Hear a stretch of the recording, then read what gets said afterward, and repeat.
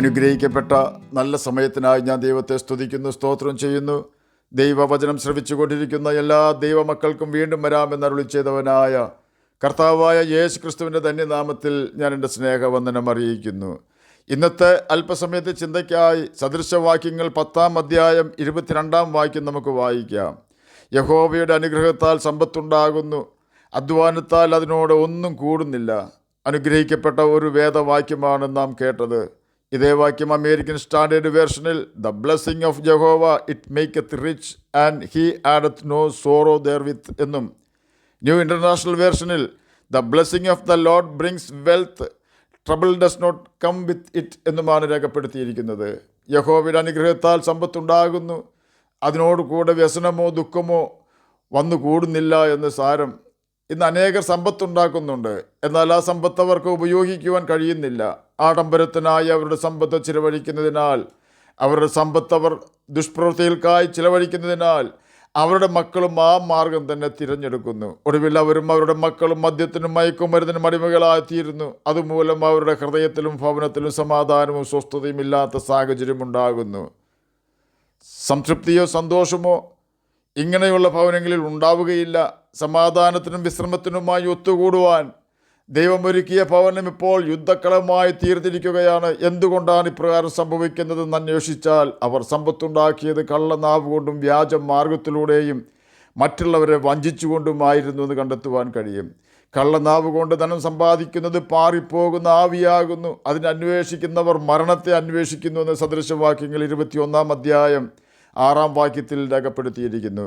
ആകയാൽ സകല വ്യാജ മാർഗവും നാം വെറുക്കണം, ഒരു നീതികേടും നമ്മിൽ ഉണ്ടാകരുത് എന്ന് ഇയ്യോബിൻ്റെ പുസ്തകം 11-ാം അധ്യായം 14-ാം വാക്യത്തിൻ്റെ അവസാന ഭാഗത്തിൽ കൂടി കർത്താവ് നമ്മോട് കൽപ്പിക്കുന്നതിന് കാരണം നാം വ്യാജമാർഗം വെറുക്കാതെയും അനീതിയിൽ രസിച്ചും ജീവിച്ചാൽ യഹോവയുടെ അനുഗ്രഹം നമ്മിൽ നിന്നും നീങ്ങിപ്പോകും എന്നതിനാലാണ്. നീതിമാനായ സ്വർഗീയ പിതാവ് എല്ലാ നന്മകളും എല്ലാവർക്കും നൽകുമെങ്കിലും നമ്മോടുകൂടെ വസിക്കണമെങ്കിൽ നാം നമ്മുടെ കൈകളെ കർത്താവിൻ്റെ കൽപ്പനകൾ അനുസരിച്ചുകൊണ്ട് കുറ്റമില്ലായ്മയിൽ കഴുകണം. ഓർക്കുക, മറ്റൊരാൾ കഷ്ടപ്പെട്ടുണ്ടാക്കുന്ന നന്മകൾ തെറ്റായ രീതിയിൽ നമ്മുടെ ഭവനത്തിൽ വരുവാൻ നാം ഇടവരുത്തിയാൽ അതിനോട് കൂടെ തന്നെ സാത്താന്യ സാന്നിധ്യവും നമ്മുടെ ഭവനത്തിൽ നിറയും. സകല അനീതിയുടെയും അവിശ്വസ്തതയുടെയും പാപത്തിൻ്റെയും കൂടെ സാത്താനും ഉണ്ടാകും എന്ന യാഥാർത്ഥ്യം നാം മറന്നുപോകരുത്. ദൈവം ഒരിക്കലും ഒരു അനീതിക്കും കൂട്ടുനിൽക്കുകയില്ല, ആർക്കു വേണ്ടിയും കൂട്ടുനിൽക്കുകയില്ല. അവൻ മുഖം നോക്കുന്നില്ല, പ്രതിഫലം വാങ്ങുന്നതുമില്ല എന്ന ആവർത്തന പുസ്തകം 10-ാം അധ്യായം 17-ാം വാക്യത്തിൻ്റെ അവസാന ഭാഗത്തെ രേഖപ്പെടുത്തിയിരിക്കുന്നു.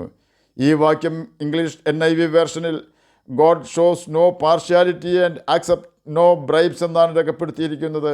ദൈവം മുഖപക്ഷം കാണിക്കുകയോ കൈക്കൂലി വാങ്ങുകയോ ചെയ്യുന്നില്ല എന്ന് സാരം. പാപം ചെയ്തതിന് ശേഷം സാത്താൻ്റെ കയ്യിൽ നിന്നും രക്ഷപ്പെടാമെന്ന് നാം ചിന്തിക്കരുത്. കാരണം പാപം ചെയ്യുന്നവൻ പിശാചിൻ്റെ മകനാണെന്ന് 1 യോഹന്നാൻ 3-ാം അധ്യായം 8-ാം വാക്യത്തിൻ്റെ ആദ്യ ഭാഗത്ത് രേഖപ്പെടുത്തിയിരിക്കുന്നു. നാം പാപം ചെയ്താൽ അതിനോട് കൂടെ തന്നെ അതിൻ്റെ ഫലമായി ശാപവും നമ്മിൽ പ്രവേശിക്കുന്നു. ശാപമുള്ള സ്ഥലത്ത് ദൈവത്തിന് വസിക്കുവാൻ കഴിയുകയില്ല. ശാപം നിങ്ങളിൽ നിന്നും നീക്കാഞ്ഞാൽ എനിക്ക് നിങ്ങളോടുകൂടെ വസിക്കുവാൻ കഴിയുകയില്ല എന്ന് യോശുവയുടെ പുസ്തകം 7-ാം അധ്യായം 11-ഉം 12-ഉം വാക്യങ്ങളിൽ രേഖപ്പെടുത്തിയിരിക്കുന്നു. ഇസ്രായേൽ മക്കൾ പാപം ചെയ്തിരിക്കുന്നു. ഞാൻ അവരോട് കൽപ്പിച്ചിട്ടുള്ള എൻ്റെ നിയമം അവർ ലംഘിച്ചിരിക്കുന്നു. അവർ ശപഥാർപ്പിതം എടുത്തിരിക്കുന്നു. അവർ മോഷ്ടിച്ച് മറവ് ചെയ്ത് തങ്ങളുടെ സാമാനങ്ങൾക്കിടയിൽ അത് വെച്ചിരിക്കുന്നു.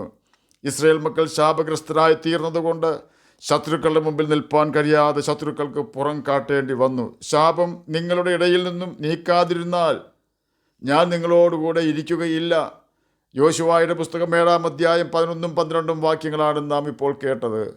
ഇസ്രായേൽ മക്കൾ യെരിഹോ കോട്ട പിടിക്കുവാനായി യഹോവയാൽ നിയമിതരായി കോട്ട പിടിച്ച് അതിനെ തീ വെച്ച് ചുട്ടുകളയണമെന്നായിരുന്നു ദൈവകൽപ്പന. കാരണം യെരിഹോ കോട്ടയിൽ താമസിച്ചിരുന്ന ജനങ്ങൾ മ്ലേച്ഛതയിൽ മുങ്ങിക്കുളിച്ചിരുന്നു.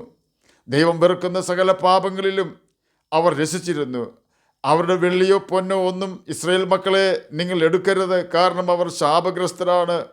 യെരിഹോ കോട്ട അവർ പിടിച്ചു. എന്നാൽ ആഗാൻ എന്ന ഒരു വ്യക്തി അവിടെ നിന്നും ആരും കാണാതെ വെള്ളിയും വസ്ത്രങ്ങളും എടുത്തുകൊണ്ടു പോന്നു.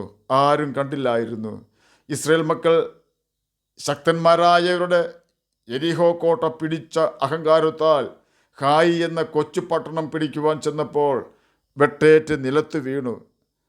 യോശുവ കരഞ്ഞുകൊണ്ട് യഹോവയുടെ സന്നിധിയിൽ രാവിലെ മുതൽ വൈകുന്നേരം വരെ വീണ് കിടന്നു. കർത്താവ് അവനോട് പറഞ്ഞ ഇസ്രയേലിൻ്റെ പരാജയ കാരണമാണ് നാം യോശുവ 7-ാം അധ്യായം 11-12 വാക്യങ്ങളിൽ കേട്ടത്. ദൈവം എന്തുകൊണ്ട് യെരിഹോ കോട്ടയും ഹായി പട്ടണവും നശിപ്പിക്കുവാൻ പറഞ്ഞു? അതെ, എല്ലാ കാലത്തും പാപമുള്ള ദേശത്തിന്മേലും രാജ്യത്തിന്മേലും ദൈവം കണ്ണുവെച്ച് മറ്റു രാജ്യങ്ങൾ ഉപയോഗിച്ച് അവരെ ശിക്ഷിക്കാറുണ്ട്. അതിനുദാഹരണമാണ് അസീറിയൻ സാമ്രാജ്യത്തെ ബാബേൽ കീഴടക്കിയതും ബാബേലിനെ മേദ്യ പേർഷ്യ കീഴടക്കിയതും മേദ്യ പേർഷ്യയെ ഗ്രീക്ക് സാമ്രാജ്യം കീഴടക്കിയതും. കൊച്ചു രാഷ്ട്രങ്ങളാണ് വമ്പൻ സാമ്രാജ്യങ്ങളെ കീഴടക്കിയത്. മറ്റു രാജ്യങ്ങളെ ഇസ്രയേൽ മക്കളെ കൊണ്ട് ബുദ്ധി പഠിപ്പിച്ചതുപോലെ തന്നെ മറ്റു രാജ്യങ്ങളെ ഉപയോഗിച്ച് ദൈവം ഇസ്രയേൽ മക്കളെയും ബുദ്ധി പഠിപ്പിച്ചിട്ടുണ്ട്.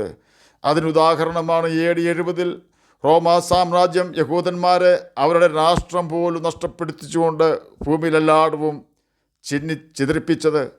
കേരളത്തിലും യഹൂദന്മാർ ഉണ്ടായിരുന്നുവല്ലോ. ബൈബിൾ സത്യമാണെന്ന് തിരിച്ചറിയുവാൻ യഹൂദന്മാരെ മാത്രം പഠിച്ചാൽ മതിയാകും. ദൈവം എന്തു പറയുന്നുവോ നാം അത് ചോദ്യം ചെയ്യാതെ അനുസരിക്കണമെന്ന് ഈ കാര്യങ്ങളെല്ലാം നമ്മെ പഠിപ്പിക്കുന്നു. നാം ദൈവത്തെ അനുസരിക്കാതിരിക്കുമ്പോൾ ദൈവം നമ്മെ വിട്ടകന്നു പോവുകയും ആ സ്ഥാനത്ത് സാത്താൻ ഇരിപ്പുറപ്പിക്കുകയും ചെയ്യുന്നു. അങ്ങനെയാണ് അനുഗ്രഹത്തിന് പകരം ശാപം നമ്മിലേക്ക് വരുന്നത്. ആയതിനാൽ നമ്മുടെ സകല പ്രവൃത്തികളിലും യഹോവയുടെ അഥവാ കർത്താവായ യേശു ക്രിസ്തുവിൻ്റെ അനുഗ്രഹം ഉണ്ടാകുവാൻ തക്കവണ്ണം യേശുവിൻ്റെ പ്രമാണം അനുസരിക്കുവാൻ നമുക്ക് തയ്യാറാകാം. 81-ാം സങ്കീർത്തനം 13 മുതൽ 16 വരെയുള്ള വാക്യങ്ങളിൽ ഇപ്രകാരം രേഖപ്പെടുത്തിയിരിക്കുന്നു: അയ്യോ, എൻ്റെ ജനം എൻ്റെ വാക്ക് കേൾക്കുകയും ഇസ്രയേലിൻ്റെ വഴികളിൽ നടക്കുകയും ചെയ്തുവെങ്കിൽ കൊള്ളായിരുന്നു. എന്നാൽ ഞാൻ വേഗത്തിൽ അവരുടെ ശത്രുക്കളെ കീഴടക്കുമായിരുന്നു. അവരുടെ വൈരികളുടെ നേരെ എൻ്റെ കൈ തിരിക്കുമായിരുന്നു. യഹോവയെ പകയ്ക്കുന്നവർ അവനെ കീഴടങ്ങുമായിരുന്നു. എന്നാൽ ഇവരുടെ ശുഭകാലം എന്നേക്ക് നിൽക്കുമായിരുന്നു. ഞാൻ മേത്തരമായ കോതമ്പ് കൊണ്ട് അവരെ പോഷിപ്പിക്കുമായിരുന്നു. ഞാൻ പാറയിൽ നിന്നുള്ള തേൻ കൊണ്ട് നിനക്ക് തൃപ്തി വരുത്തുമായിരുന്നു. 81-ാം സങ്കീർത്തനം 13 മുതൽ 16 വരെയുള്ള വാക്യങ്ങളാണ് നാം കേട്ടുകൊണ്ടിരുന്നത്. യഹോവയുടെ അനുഗ്രഹത്താലാണ് സമ്പത്ത് ഉണ്ടാകുന്നത്. സമ്പത്ത് എന്ന വാക്കുകൊണ്ട് അർത്ഥമാക്കുന്നത് പണം എന്നു മാത്രമല്ല, സമാധാനമുള്ള ഹൃദയം ഏതൊരു വ്യക്തിക്കും ആവശ്യമാണ്. ലോകത്തിലെ സകല പ്രശ്നങ്ങൾക്കും കാരണം സമാധാനം ഇല്ലായ്മയാണ്. സമാധാന പ്രഭുവായ കർത്താവായ യേശുവിൻ്റെ അസാന്നിധ്യം ഒരു വ്യക്തിയെ തീവ്രവാദിയാക്കി മാറ്റുന്നു. എന്നാൽ യഹോവയുടെ അനുഗ്രഹം നമ്മിൽ വരുമ്പോൾ സമാധാനം ഹൃദയത്തിൽ മാത്രമല്ല നമ്മുടെ ഭവനത്തിലും വരുന്നു. സന്തോഷത്തോടെ സമാധാനത്തോടെ നീതിയോടെ ജീവിക്കുവാൻ കഴിയുന്നതും യഹോവ ഭക്തിയുള്ള കുഞ്ഞുങ്ങൾ ഉണ്ടാകുന്നതുമാണ് യഥാർത്ഥ സമ്പത്ത്. നാം എത്രയെല്ലാം അധ്വാനിച്ചാലും ഈ സമ്പത്ത് ഉണ്ടാക്കുവാൻ നമുക്ക് കഴിയുകയില്ല.